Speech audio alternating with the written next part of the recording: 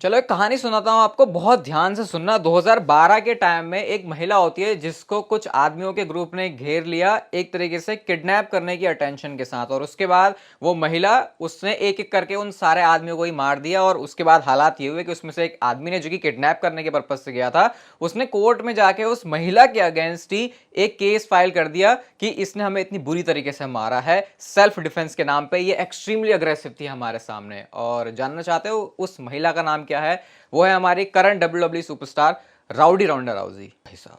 Okay, hello chatters, my name is Rohit and you are watching wrestle chatter. Welcome है guys आपका voice of wrestling के एक और नए एपिसोड में। सबसे पहले हम लोग स्टार्ट करते हैं मंडे नाइट रॉ की व्यूअरशिप के साथ में। लास्ट वीक अगर मैं आपको व्यूअरशिप बताऊं तो वो थी 1.828 मिलियन व्यूअर्स, और इस हफ्ते की व्यूअरशिप हो गई है 1.809 मिलियन व्यूअर्स। और अब मैंने डिसाइड कर लिया है कि मेरे को ज्यादा कुछ बोलना ही नहीं है कि व्यूअरशिप कैसी आ रही है, क्योंकि करंट टाइम में अब जो डब्ल्यूडब्ल्यूई की टेलीविजन वाली ऑडियंस है वो इतनी है। लेकिन इसका मतलब ये नहीं है कि डब्ल्यूडब्ल्यूई का जो बिजनेस है वो नीचे जा रहा है। और मैं ऐसा क्यों कह रहा हूं वो आपको थोड़ी देर में पता चल जाएगा। लेकिन हम चलते हैं अपनी अगली स्टोरी की तरफ, और ये जुड़ी है सोलो सिकोवा से। हुआ छोकरा जमा रहे, ये बात हमको पता है, हमारे है ना, हमारे बॉलीवुड में ऐसे फेमस वाला डायलॉग भी है ये। अब सोलो सिकोवा ने इसके बारे में ही कुछ ट्वीट किया। वो कहते हैं I am not little brother anymore. मतलब सोलो सिकोवा अपनी स्टेटमेंट में बताना चाह रहे, भाई अब मुझे बच्चा ना मत समझो, अब मैं तुमसे अलग हूँ। और वैसे ही बच्चा, अगर आपको नहीं पता तो सोलो सिकोवा की जो एज है वो 30 साल है। और ये जो रोमन रेंज, जिमी ऊसो जे उसे सारे 37-38 वाली एज के अंदर आते हैं। तो वैसे देखा जाए हैं तो छोटे, लेकिन जो काम हो रहे हैं तो छोटे पैकेट में बड़े धमाके वाले हैं ये। क्योंकि अभी तो देखो सोलो सिकोवा क्या क्या अभी रंग दिखाते हैं आपको, और इस वीडियो के अंदर उसके बारे में हम लोग बात करेंगे भी। अगली स्टोरी रिलेटेड है बैरन कॉर्बिन से। और बैरन कॉर्बिन ने भले ही अपना जो वो कॉकी वाला गिमिक है उसको त्याग दिया, वो लोन वोल्फ बन गए, लेकिन ट्विटर पे एक फैन की उन्होंने बहुत अच्छी तरीके से बजा दी। एक बैरन कॉर्बिन और डब्ल्यूडब्ल्यूई का वो जो ट्वीट था जहां बैरन कॉर्बिन मेंशन है, उस पे वो लिखते हैं नोबडी केयर्स। तो इसका जवाब दिया बैरन कॉर्बिन ने उनको, और वो यहां पे लिखते हैं you obviously do care, you care so much you spend $9 a month for 95 followers to see a blue check. मतलब उन्होंने वो पैसे दे के ब्लू टिक लेने वाली चीज पे ट्विटर के ऊपर उस बंदे को रोस्ट कर दिया कि तो ये फर्क पड़ता है, अगर ना पड़ता होता तो फिर तो ऐसा ना कर रहा होता अपने 95 फॉलोवर्स को दिखाने के लिए। सैवेज रिप्लाई पे 3.5 से ज्यादा लाइक्स भी हैं बैरन कॉर्बिन के। तो बजा दी यहाँ पर उन्होंने अच्छी तरीके से उस फैन की। और अब फैंस को भी समझना चाहिए भाई, मैस मत करो, क्योंकि अगर ऐसे ऐसे रोज रिप्लाई मिलने लग गए तो ये जो टॉक्सिसिटी फैली है ट्विटर पे, ये ऐसी एंड हो जाएगी। अगली स्टोरी ड्रू मैकिंटायर से रिलेटेड है। तो ड्रू मैकिंटायर के लिए एक बहुत ही बड़ी गुड न्यूज है, आप लोग इस ट्वीट में देख सकते हो। वो कास्ट होने वाले हैं न्यू एक्शन फिल्म जिसका टाइटल है the killer's game. The film will star the likes of Dave Bautista and Ice Cube. मतलब कि इन बड़े बड़े लोगों के साथ ड्रू मैकिंटायर को काम करने का मौका मिलेगा। तो ये तो पता ही है हमको, डब्ल्यूडब्ल्यूई सुपरस्टार होना अपने आप में एक नया दरवाजा खोलता है उन सारे सुपरस्टार्स के लिए कि जाके हॉलीवुड में वो काम करें। ऐसा हमने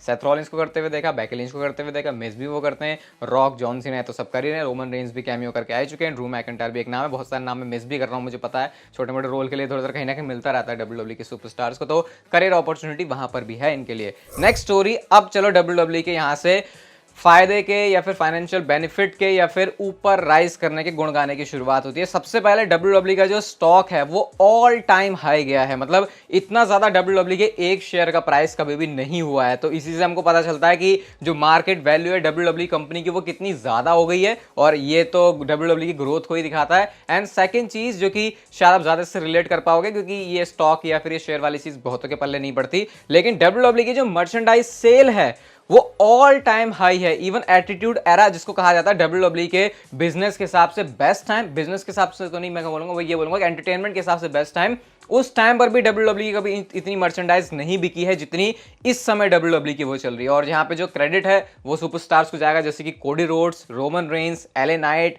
इवन रिसेंटली एलडब्ल्यूओ ने भी वो चीज करी है। तो ये अभी तक की सबसे बेस्ट डब्ल्यूडब्ल्यूई की मर्चेंडाइज सेल चल रही है। तो अगर मर्चेंडाइज खरीदी जा रही है तो वो तभी तो होगा जब टेलीविजन पर देखने के लिए या फिर डब्ल्यूडब्ल्यूई को फॉलो करने के लिए कोई ऑडियंस कहीं ना कहीं बैठी है। और मैंने आपसे तभी कहा कि टीवी पे जो रेटिंग्स आ रही है उसका ये मतलब नहीं है, क्योंकि अगर उसका ये मतलब होता तो डब्ल्यूडब्ल्यूई का ना स्टॉक का प्राइस कभी हाई जा रहा होता और ना ही merchandise sale all time high पर होती। सोचो एटीट्यूड एरा को भी बीट करते, जिसको हमेशा कहा जाता था कि उससे बढ़िया तो कभी हो ही नहीं सकता। तो अभी के जमाने में डब्ल्यूडब्ल्यूई बहुत मस्त काम कर रही है, बहुत सारी चीजों में रिफ्लेक्ट नहीं हो रहा क्योंकि ऑडियंस का देखने का तरीका ही चेंज हो गया है। लेकिन हाँ, फायदे वाली बात डब्ल्यूडब्ल्यूई के हर तरफ से चल रही है। और इवन विंस मैकमैन और जो यूएफसी है जो एंडेवर है वो इस चीज़ से काफ़ी ज़्यादा खुश भी होंगे। नेक्स्ट स्टोरी जजमेंट डे और डब्ल्यूडब्ल्यू की बैक स्टेज पंगेबाजी से रिलेटेड है, और ये पंगेबाजी नकली वाली नहीं है, असली वाली है। मैच का जो हमने मंडे नाइट रॉ में फिनिश देखा था, कल वीडियो मैंने आपको बताया था कि सैमी ज़ेन पिन हो गए थे, उसके बाद बैक स्टेज जाके आर्गूमेंट्स हो रहे हैं इनके बीच में, जजमेंट डे और सुपरस्टार्स के बीच में। अभी नाम ऐसे पता नहीं चला एग्जैक्टली वो किसके बीच में, लेकिन बात ये हुई थी कि जो दोनों पार्टीज हैं वो खुश नहीं थी इस डिसीजन से, खुश नहीं थी मतलब एक पार्टी नहीं थी ऑब्वियसली, क्योंकि उनके हिसाब से चीज़ें नहीं चली और लास्ट मिनट में चेंजेस करने पड़े थे डब्ल्यूडब्ल्यू को इस चीज़ में। तो ये कभी कन्फ्लिक्ट वगैरह हो जाते हैं इनके बीच में, बट ऐसी कोई प्रॉब्लम वाली बात नहीं है, इन चीज़ों को सॉल्व भी कर लेता है। ऐसा कुछ फिजिकल मारा मारी नहीं होती, क्योंकि अगर वो हो जाती है तो फिर बात जो है काफ़ी प्रॉब्लम वाली हो जाती है। अगली स्टोरी मिज से रिलेटेड है। तो भाई मिज ने फाइनली अपना जो वो लॉन्ग स्ट्रीक उनकी चल रही थी 200 दिनों से भी ज़्यादा की डब्ल्यूडब्ल्यू के एक टेलीवाइज्ड मैच को ना जीतने की, वो खत्म हो गई। तो इसके बाद रॉ टॉक पे आके मिज ने कुछ ऐसी बात बोली कि ऐसा लगेगा कि शायद अब कुछ ये नया मिज आने वाला और कुछ बहुत कमाल होगा यहाँ पे। मिज कहते हैं भाई मैं टेबल, मैंने मतलब वो बताते हैं उनके मैच में कैसे टेबल चेयर सब कुछ था, देखो मुझे कैसे बम्स आए, कैसे मेरे निशान पड़े हुए हैं, I am the toughest man in WWE. और बोलते हैं कि मेरी अनाउंसमेंट है, I am a winner and I am back. ऐसा करके जब मिज बोल रहे हैं तो क्लियरली कुछ ना कुछ डब्ल्यूडब्ल्यू के लिए भी डब्ल्यूडब्ल्यू भी सोच रही होगी मिज के लिए अलग इंटेंशन, क्योंकि टोमासो ciampa के सामने वो जीते हैं। और अगर टोमासो ciampa नहीं जीते और मिज जीते, भले ब्रॉन्सन रीड को मैच में डाला था उस वजह से वो हुआ, बट अप्रिशिएट तो करना पड़ेगा यहाँ पे। और मिस के लिए मुझे लग रहा है शायद वो पुराना वाला मिस वापस डब्ल्यूडब्ल्यू यहाँ से आ सकती है, रिवाइव करने का एक परफेक्ट मौका है।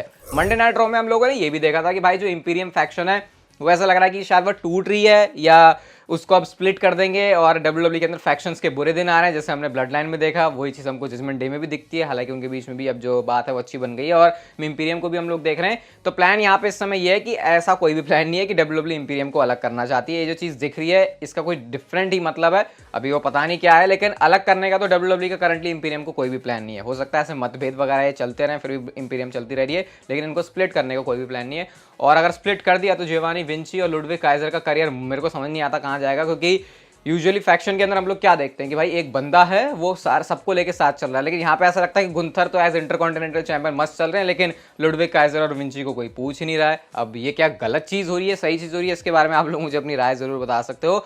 हम चलते हैं अपनी अगली स्टोरी की तरफ, और ये जुड़ी है रोमन रेंस और जे ऊसो के मैच से। और यूजुअली किसने क्या बोला मैं आपको बताता नहीं हूँ, लेकिन बुली रे ने यहाँ पर एक बहुत ही मस्त बात बोली इस मैच के बारे में। वो ये कहते हैं क्या मुझे ऐसा लगता है कि रोमन रेंस और जे ऊसो के मैच में जे ऊसो मैच जीत जाएगा? बिल्कुल भी नहीं। लेकिन क्या मुझे ये लगता है कि डब्ल्यूडब्ल्यू अपनी स्टोरी लाइन की वजह से मुझे ये यकीन दिलवा सकती है कि जे ऊसो के पास मौका है रोमन रेंस के सामने जीतने का? इस बात पर उन्होंने यस बोला। और वो ये भी कहते हैं, ये बात ध्यान से सुनना, वो ये कहते हैं इस मैच के अंदर तुमको ऐसे फॉल्स फिनिशेस देखने को मिलेंगे जो कि तुमने देखे नहीं होंगे और तुम बोलोगे जस्ट वाओ ऐसा फिनिश होगा। ऐसे मतलब फॉल्स फिनिशेस का अगर आपको नहीं मतलब पता, वैसे तो पता ही होगा, लेकिन बता देता हूं। वो जैसे किकआउट नहीं होता रोमन रेंस का बिल्कुल एंड वाले मोमेंट पे कि लगता है भाई अब तो पिनफॉल हो गया, लेकिन होता नहीं है, वैसी चीजों की वो बात करे। और खुद ही आप इमेजिन करो स्टोरी लाइन में जे ऊसो को ये दिखाया जाएगा कि भाई ये वो बंदा है इसने रोमन रेंस को पिन किया, पूरी स्टोरी ऐसे दिखा रहे हैं। तो इस मैच में क्या क्रेजी मूवमेंट्स हो सकते हैं, मैं सही बता रहा हूं। मनी इन द बैंक में जो हमने देखा मुझे ऐसा लगता है कि शायद वो सिर्फ एक ग्लिम्स था, और अगर ग्लिम्स ही ऐसा है तो सोचो एक्चुअल में जब रोमन रेंस और जे ऊसो का मैच होगा समर स्लैम में तो ये क्या तबाही लेके आ सकते हैं। मैं तो पर्सनली इस मैच के लिए बहुत ज्यादा एक्साइटेड हूं। आपके कुछ है इस पे अर्ली प्रेडिक्शन, क्या आपको लगता है? विनर की मैं बात नहीं कर रहा, इस मैच के पेस की बात कर रहा हूं, आप लोग मुझे बता सकते हो। एज ने भाई एक बहुत कमाल की चीज कर ली और उन्होंने 4 डेकेड्स के अंदर मेडिसन स्क्वायर गार्डन में कंपीट किया है। तो 4 डेकेड है वो 1990s के, 2000s के, 2010s के और साथ में 2020 वाले। तो इस 4 डेकेड्स के अंदर वो ये कर चुके हैं और ऐसा करने वाले वो 7वें रेसलर बने हैं। तो ये भी एक रिकॉर्ड है एज के नाम में।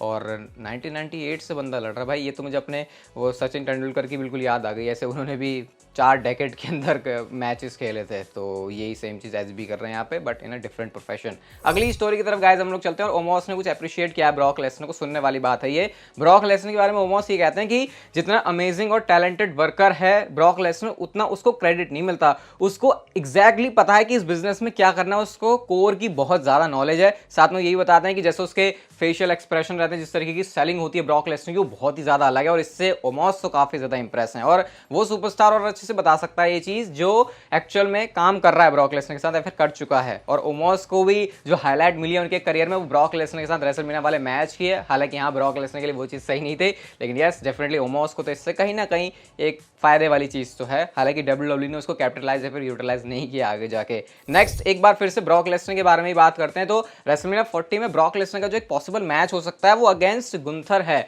और अगर डब्ल्यूडब्ल्यूई इस वाले डायरेक्शन के साथ जा रही है तो फिर ऐसा बहुत हद तक पॉसिबल है कि जो रूमर्स में बहुत ज्यादा आ रहा है कि गुंथर जीतेंगे रॉयल रंबल और उसके बाद रेसलमेनिया में जाके चैंपियनशिप के लिए लड़ेंगे, वो चीज फिर शायद ना हो और डब्ल्यूडब्ल्यूई ब्रॉक लेसनर और गुंथर वाले मैच को कंसीडर करे। इवन गुंथर भी चाहते हैं कि उनको ब्रॉक लेसनर के साथ मैच करने का मौका मिले। तो अगर मुझे ऐसा लगता है पर्सनली कि अगर दो ऑप्शन होंगे गुंथर के सामने कि या तो रॉयल रंबल जीत के वर्ल्ड चैंपियनशिप के लिए जाओ या फिर ब्रॉक लेसनर से लड़ो, तो वो इस वाले पाथ को, ब्रॉक लेसनर वाले पाथ को ज्यादा पसंद करेंगे, क्योंकि उनको वो पता है ये एक ऐसी अपॉर्चुनिटी जो शायद दोबारा ना मिले। रॉयल रंबल तो बाद में भी जीती जा सकती है। तो देखते हैं फिर क्या डब्ल्यूडब्ल्यूई प्लान करती है। बट यस, गुंथर के हाथ में कुछ भी नहीं है, जो भी होगा डब्ल्यूडब्ल्यूई के मैनेजमेंट एंड क्रिएटिव लोगों का ही ये डिसीजन होगा। Bray Wyatt original Bray Wyatt के साथ वापस आए, ऐसा कहना है अंडरटेकर का। अंडरटेकर ये कहते हैं कि उनको ब्रे वाइट का जो ओरिजिनल कैरेक्टर है वही लेके आना चाहिए। I think the original white family ब्रे, दैट्स द मनी, ऐसा करके अंडरटेकर ब्रे वाइट के बारे में बात कर रहे हैं। अभी ब्रे वाइट के बारे में आपको पता ही, रिसेंटली कितनी स्पेकुलेशंस, रूमर्स आ रहे हैं कि वो आ सकते हैं इस शो में, उस वाले शो में।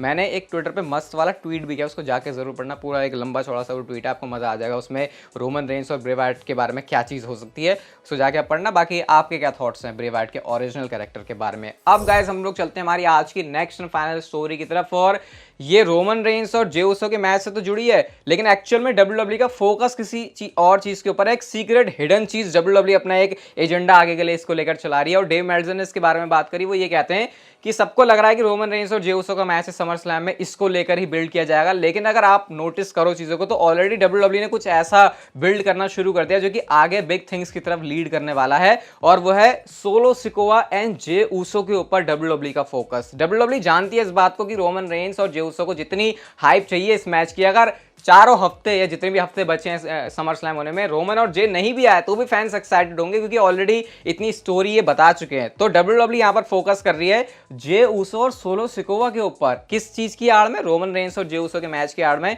क्योंकि फ्यूचर में जाकर डब्ल्यूडब्ल्यूई इनके बीच में कुछ इंटरेस्टिंग सीन बनाने वाली है। तो यहां से डब्ल्यूडब्ल्यूई इस चीज की शुरुआत कर रही है जो कि हमको बाद में जाके पता चलेगी। तो देख रहे हो एक टाइम पर कैसे पैरेलल स्टोरी लाइन चल रही है ब्लड लाइन के अंदर, और यही इस ग्रेटेस्ट सिनेमा की एक बहुत बड़ी खासियत है। ये वीडियो गाइस अगर आपको अच्छी लगी तो लाइक शेयर सब्सक्राइब और नोटिफिकेशन बेल को ऑन कर दो। And see you guys in my next video.